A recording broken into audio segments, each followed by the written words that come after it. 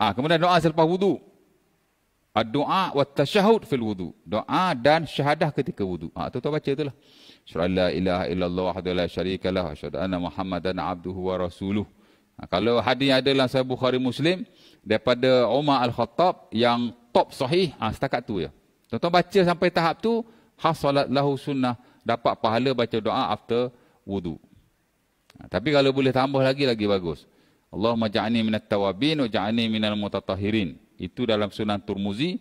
Dan kalau boleh tambah lagi, subhanakallah bihamdik, asyhadu an la ilaha illa anta wa astaghfiruka wa atubu ilaik. Adik Ubay bin Ka'ab juga dan riwayat dan sebagian kitab Sunan. Cuma sebagian kata sahih, sebagian kata dhaif. Tapi saya ingat ramailah ulama yang memilihnya dan memasukkan dalam konteks bacaan after wudu. Ya.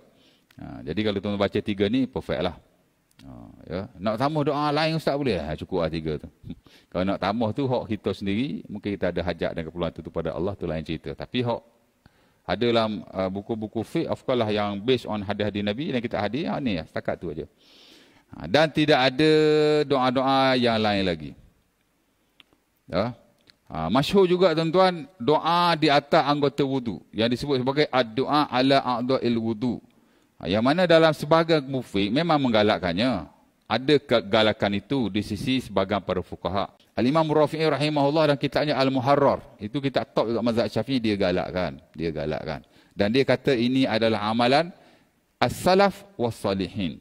Amalan orang terdahulu dan orang-orang soleh. Ya. Tapi mari zaman Nawawi rahimahullah, Al-Imam Nawawi antara yang betul-betul tak suka kepada doa ini. Dan dia sebut hampir keseluruhan bukunya. Ya.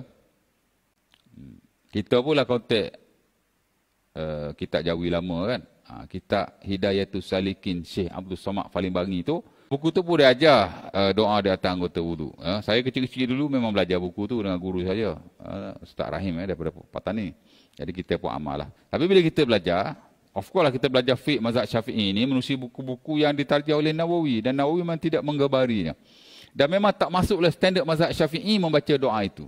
Kalau tuan-tuan tak baca doa, itu standard mazhab Syafi'i. Kalau tuan-tuan baca doa, itu tidak standard mazhab Syafi'i. Ya, tapi nak kata salah 100% tak boleh juga. Walaupun ia amat nak kata kecam taklah, tapi Nawawi dia agak kritik dalam buku-buku beliau. Hampir buku beliau dia sebut belakang. Dalam buku dia At-Tanqih, dia kata laisa fihi syai'un 'anil nabi. Benda ni tak ada daripada Nabi.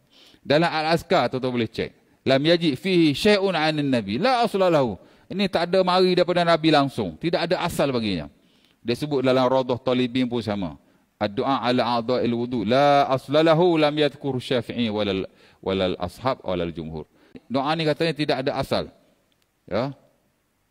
Imam Syafi'i pun tak pernah sebut. Ulama dulu-dulu pun tak pernah sebut. Ada banyak lagi lah ya. Hatta dalam Minhajut Talibin, buku Minhaj ni buku mazhab Syafi'i yang paling basic lah. Dan dia pun mazhab Syafi'i yang standard. Cuma standard hok rengkah. Di pondok-pondok banyak belajar buku Minhajut Talibin Nawawi. Kita top jugalah. Hatta saya pun ada rujuk juga matan itu. Dia matan yang rengkah. Dia pun kata aku buang doa. Hazaftuhu, aku buang doa ni. Li'annahu lam yasbu' anin nabi. Kerana dia tak sabit daripada dia. Wakam-wakam. Hatta Ibnu Hajar dalam Amali, dia kata Imam Nawawi antara yang agak strict dalam bab ni. Dan dia sebut dalam banyak buku-buku, dia tak suka. Doa tu lah kalau basuh tangan, ya Allah, ya, jauhilah tanganku daripada maksiat kepadamu. Allahumma hafaz yadi min ma'asik. Kalau komo, macam doa komo, anak pun dah tak ingat. Budak-budak dulu je amal. Ya. Kalau basuh muka, putihkanlah wajahku, bayit wajhi, pada hari kiamat. Kalau basuh tangan, biar aku terima amalan dengan tangan kanan. Allahumma ja'alni, macam mana? Anak pun lupa lah doa tu. Tapi adalah yang dia sebut. Jadi yang sunnah tidak membacanya. Tapi kalau ada orang nak baca, dia belajar begitu, suka tidak lah kan.